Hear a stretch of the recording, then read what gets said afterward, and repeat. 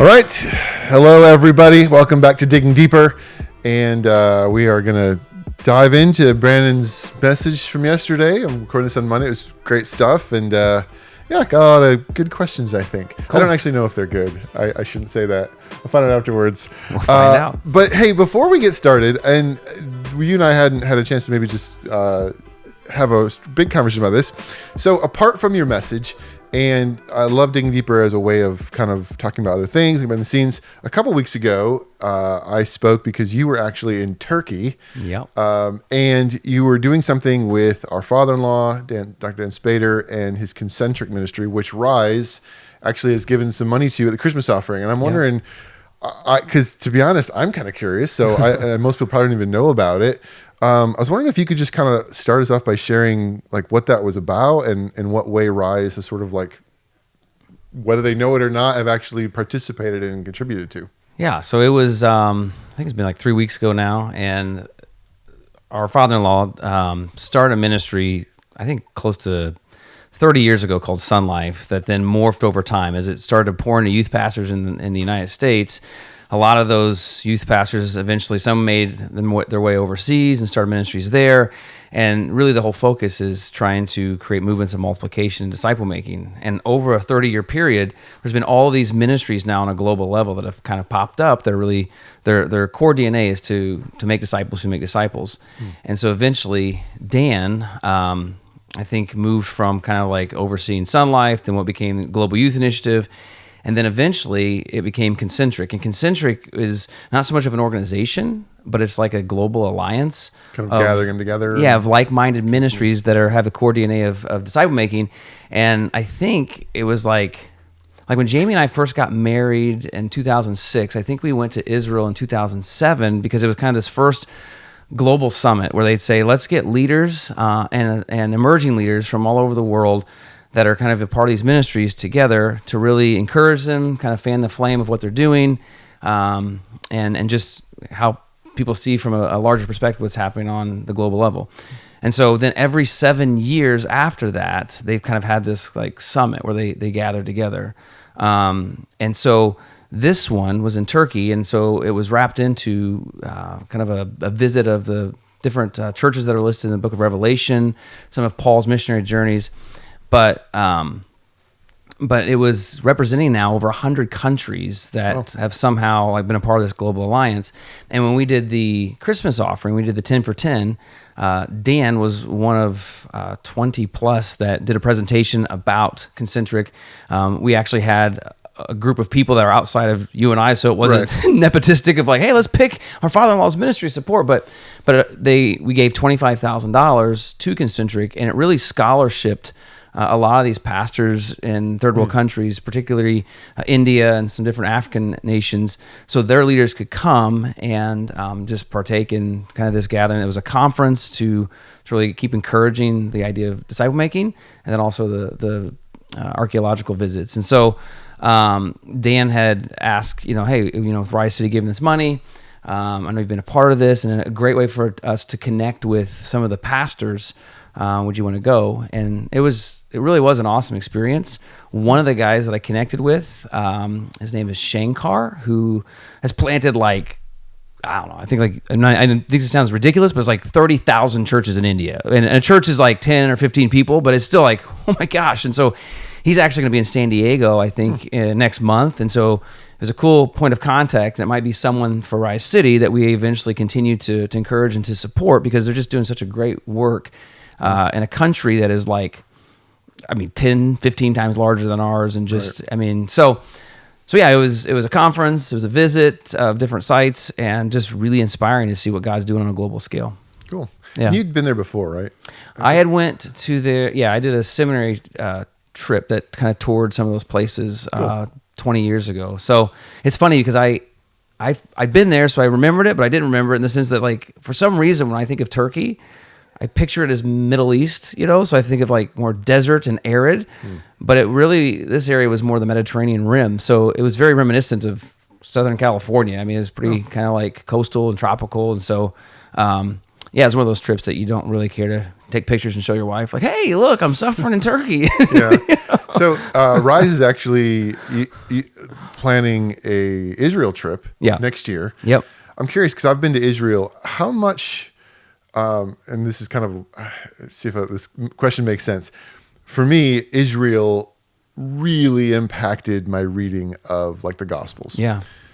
To what extent would seeing Asia Minor, like, was it the same, or was it kind of like, I mean, did it help a little bit? Did it bring some context, or was it just kind of it's different. I think part of it is because one, Jesus is the figurehead of the entire faith. And so to find places that are in the Gospels that he was at and taught at, and you still see some of the remains, it just seems like your heart kind of tugs at it more. In Israel, right. Yeah, sorry. And in Asia Minor, a lot of the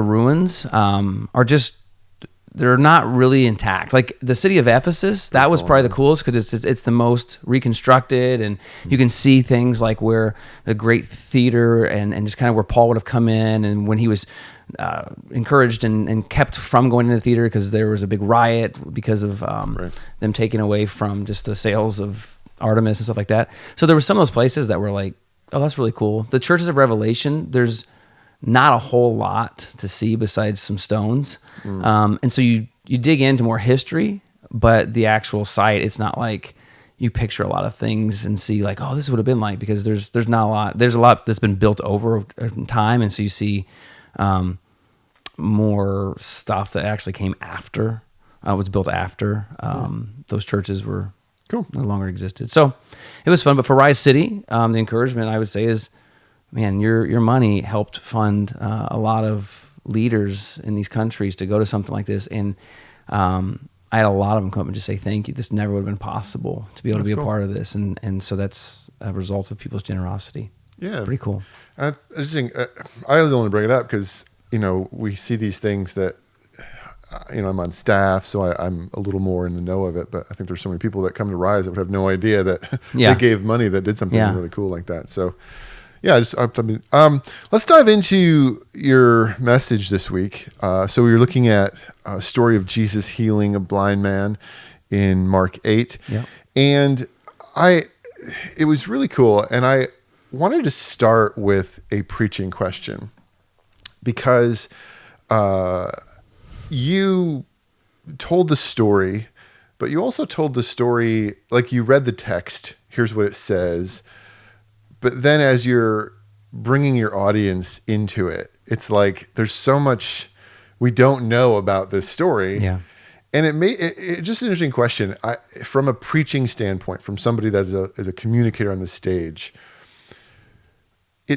I would just sort of say, I believe this to be true. Imagination is powerful. Yeah.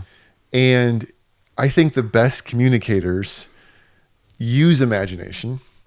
But I think we also all recognize that there is a line between the word of God and my imagination.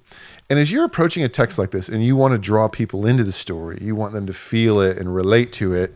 So you want to bring your own, well, it could have been this, I imagine this, but then also, but still here, and I don't want to go beyond the text. How do you navigate that as you're preparing a message and you get up and preach and like, this is kind of just my imagination, but this is what I know it says and where the balance of that is? That's a great question. And I don't know how to necessarily fully articulate what would be the line. I really want to like be authentic or respectful to the text and the original setting. But when you don't know certain things, like you try to understand and look at the story from a wider perspective. So like this was in Bethsaida, so this is a fishing village. And so this may have been more blue collar. And so like you're trying to add some different layers of context to figure out like perhaps what is the type of people in this village like, or the people who'd come here, or if you're going to bring a blind man to Jesus and travel distances, what would provoke you to do that? And try to ask those types of questions to walk it back. And then put yourself in the emotional place of some of the people involved. Like in yesterday's situation, I was more intrigued by the fact of like, here's a guy who's never seen, and how would he feel to know that he has the possibility of having sight? And I think like then trying to give a balanced perspective. So like instead of just saying, this guy was so excited, there's also like, well, there's also, I know things I'm excited about. There's also possibility of like, I don't want to get let down. So I'm trying to present both sides of possibilities. But what's interesting is when you do that, I think it creates a wider range of connection to people. Right. Because there are some people sitting there yesterday being like, oh man, if I was a blind man and heard there's an opportunity to have sight, I would be so fired up. And there's others sitting there like, I'd be like, yeah, another, fake advertisement that's not going to actually come through. And so I just really try my best to present different possibilities and not say this is definitive. But I'm sure there's definitely, and I try to say things like this is conjecture, what if, because we just don't know. But I think that there's such power in not just looking at these people as like biblical characters, but really flesh and blood people and trying to see what that was like.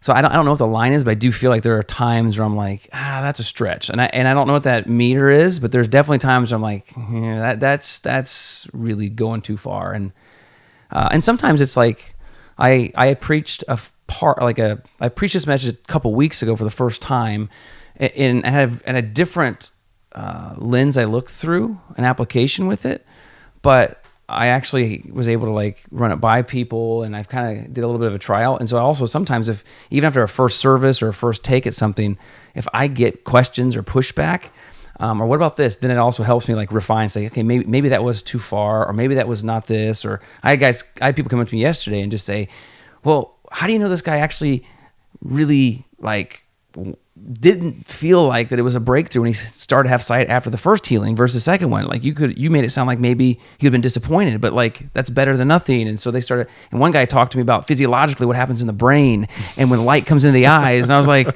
yeah, that was the best feeling. I was just like, okay, so, and then so sometimes I learn from others. I'm like, well, I'll take that in consideration next time. Yeah. I hadn't thought about that. So I remember this was a long time ago, but one of my heroes, I guess you would say, anyone that knows me knows I love N.T. Wright. yeah. And N.T. Wright is a Anglican priest, bishop person, but he's also a first century historian. And I remember probably 15 or 16 years ago, one of his first books I read, he made this statement that one of the most important keys for a good historian is imagination. And I heard that and I'm like, wait a second. No. Those two words don't seem to go right. Yeah. But his point was a historian's job isn't to be an encyclopedia. A historian's job is to help you understand history and to bring it to you. And so anybody can just write facts down. And I think about you as a preacher. Well, anybody can open Mark 8 and just start reading at verse 23. What God has called you to do when you get up on stage is to help put us in the story and think about the story and how does it relate to me? And that requires some imagination. It does. Sometimes you have to just be like, I don't know if this is true, but here's a way to think about it or let this sink in. And I think even, little things like when you were like, I don't know if he just spit on him or went, like, obviously that's not in the text, but just in that moment, you're making the audience think differently and like, oh yeah, wow, that would be gross. But at the same time, you always, and I don't have a point here other than saying like, there is always the risk of like, well, did my imagination move me too far beyond what it says? And I think that's just a part of trying to be humble. And like you said, like I think there's probably more subjectivity in terms of narrative. Yeah. But you really need to, your application needs to honor the exegetical aspects of the text. What is the point? What is the point of this? And I think that's where there's, I don't want to have a lot of imagination there. Like there is an author's intent for this, and what was the purpose of this? And so I really want to not be as imaginative there. Right. But I think it's fun. Like that story, just even stepping into Mark 8, that story could be told from the perspective of the friends. I mean, that would be total conjecture, but what were they thinking, and how did they respond? And what did that mean to their faith when they actually took a step of faith to bring their friend to this guy who evidently could heal, and then they watched Jesus use spit and put it on his face? Like, what were they thinking at the time? Like, oh gosh, like we just I did not see that coming. We didn't prep him that the rabbi might spit on him. Like, And so there's all those different angles too, or who's not there, but heard about this. Does the blind man have parents that they were a part of the conversation, and like, I don't know if I want my son to be subjected to this, and like, who knows? Yeah. But it just helps, in my opinion, the text be more than just a text. This actually took place at a real time in history. There are real people involved, and that makes it, in my mind, when it says the scripture is living and active, it helps to step into the living part of it. That it's living, and there were lives involved. Yeah. Now, the other thing from this text that's interesting is, so, and anyone, we do digging deeper, assuming that if you're watching, you heard the message. So that's a big assumption. Yeah, but I mean, it's like we're digging deeper into a message. So Yeah. like, we don't want to spend 20 minutes of this 30-minute podcast recapping it all. recapping. So if you haven't watched it, pause this and go watch the message from yesterday.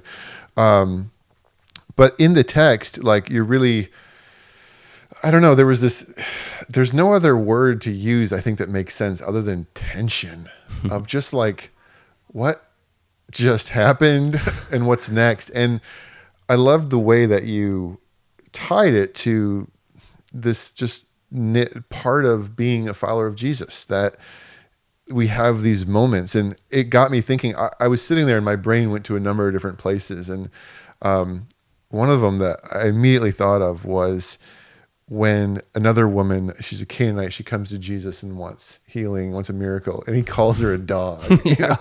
And I remember like reading like these kind of similar, like, I think that's actually that's in Luke, maybe more. Sorry, I should have researched it.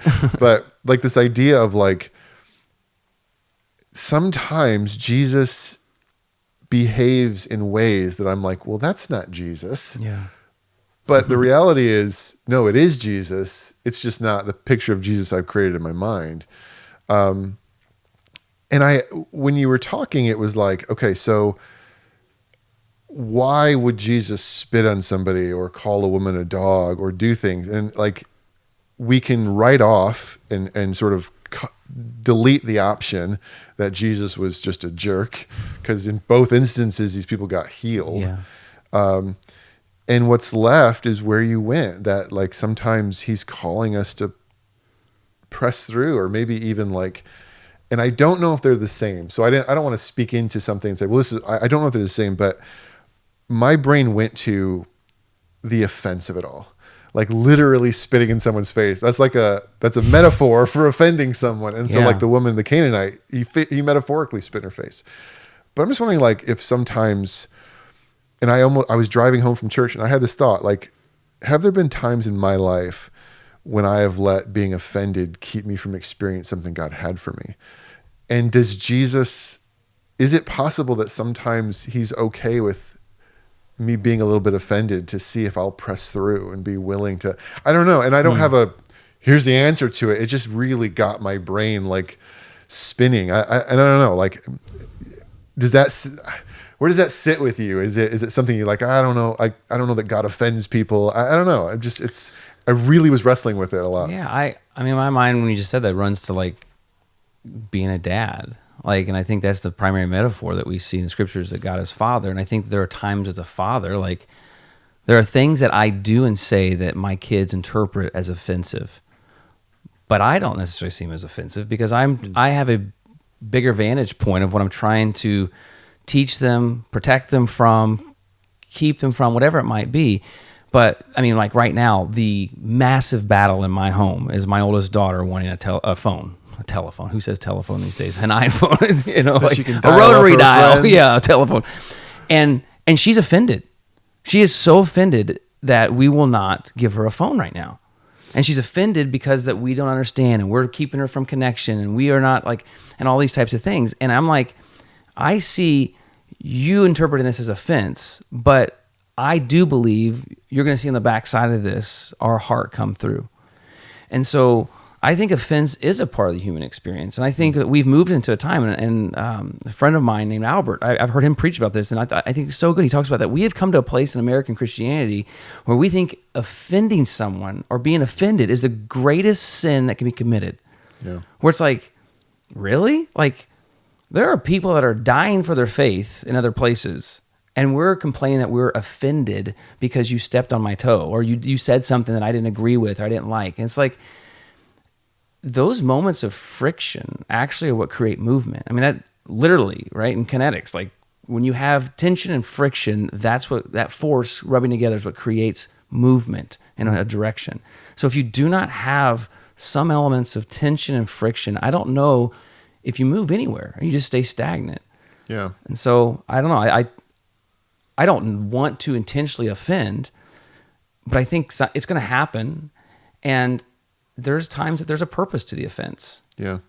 Even for and again, where you went in your message, it was like, I guess the picture I was painting for myself in my brain was almost this sense of like, whether it's the spit or the offensive word or, oh, you want this, go sell everything you own. That's offensive. Yeah, absolutely. In each of those instances, they're all different, but the one thing they have in common is Jesus sort of saying, are you going to pursue this?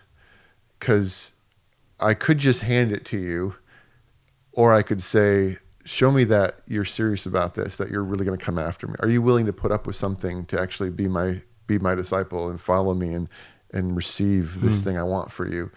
And I don't want to, like, I think you can overstate that case. I don't want to turn it into like, he's making me work for everything.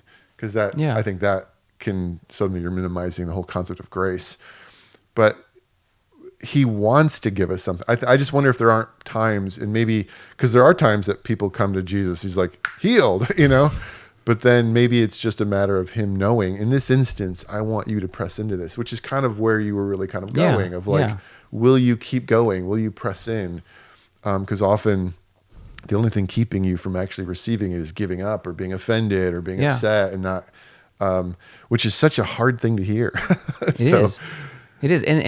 And I think that, like, I also have to kind of remember Jesus outside of time and space, when he was actually constrained to time and space, being fully human. But there was a time that, I mean, right, he's seated on the right hand of the Father, he was there before the creation. Like, he knew the scriptures were going to be written. He knew that there's going to be moments like this. And so I think there was intentionality, not just even in that moment, but to use that moment knowing it's going to be 2,000 years later, maybe encouraging or challenging, or it's going to be used for a specific purpose that was even greater than that blind man receiving healing. Yeah. And so when you try to look at that bigger perspective, it's like, that's why you can't cherry pick just particular incidences in the Bible and say, this is my worldview of who Jesus is, or my vantage point. Like, you have to take the collective aspects of all of them.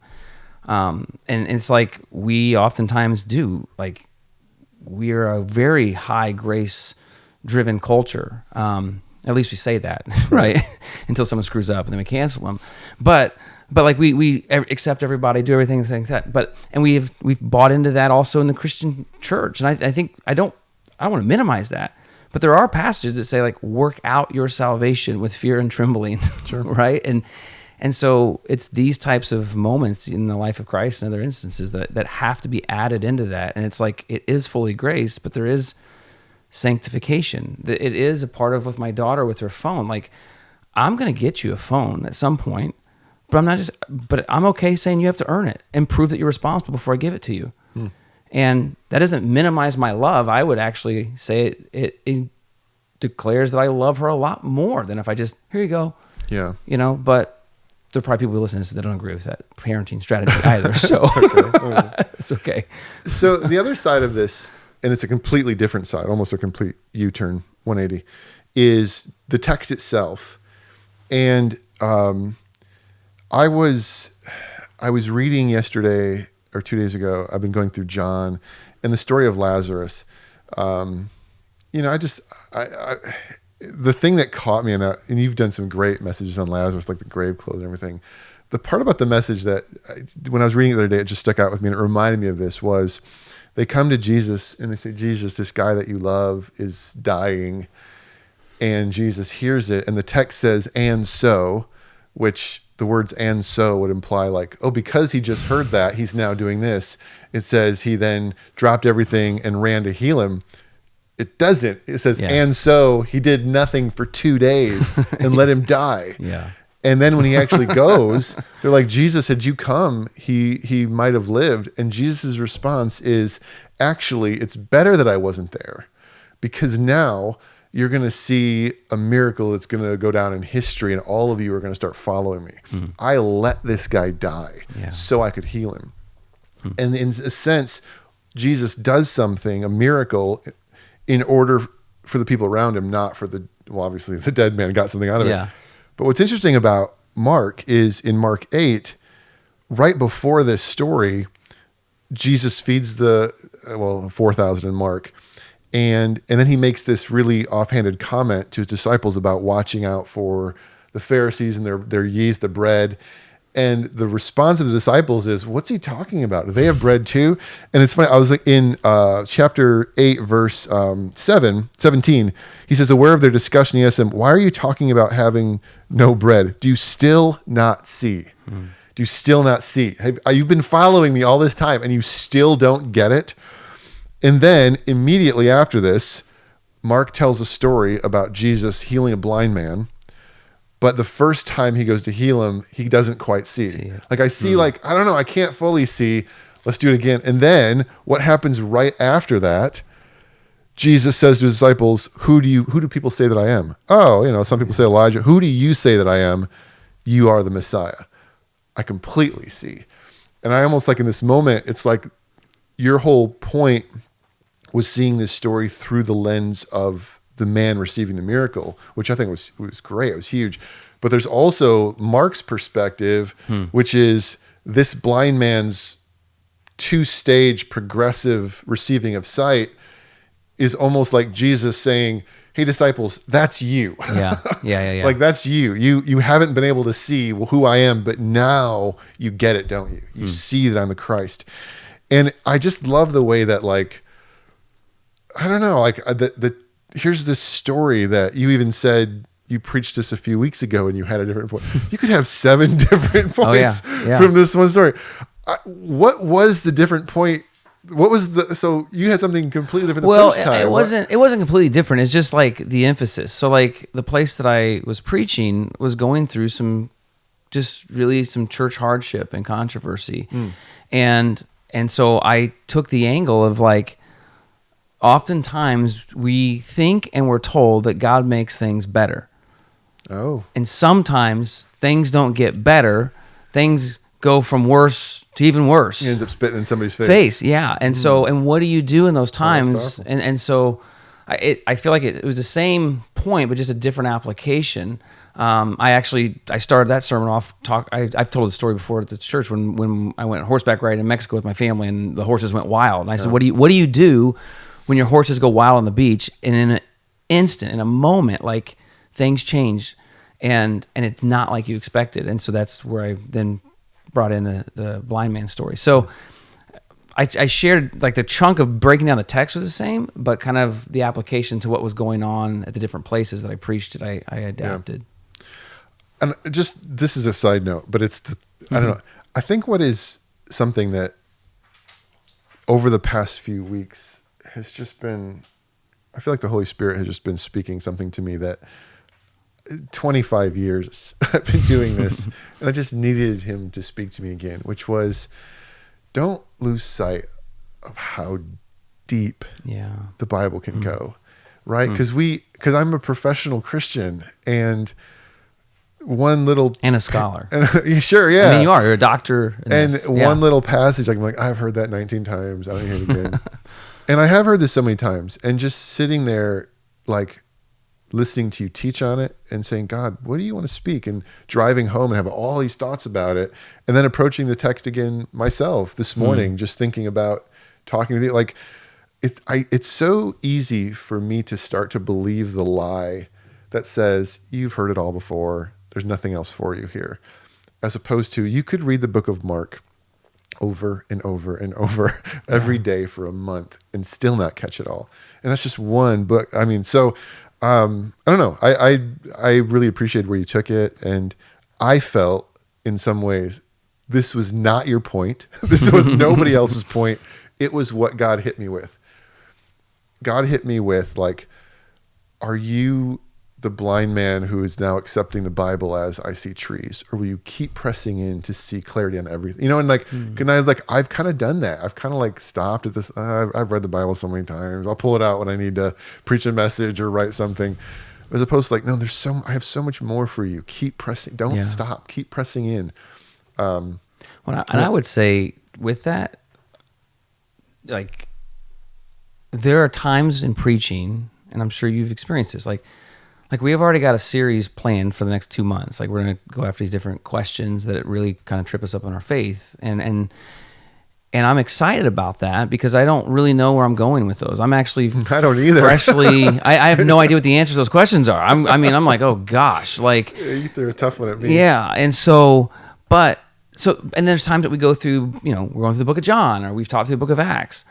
And there are times that I come to passages in preaching and they're already planned and they're already kind of like, I know that's where I'm going to go as far as I'm supposed to teach this set of verses.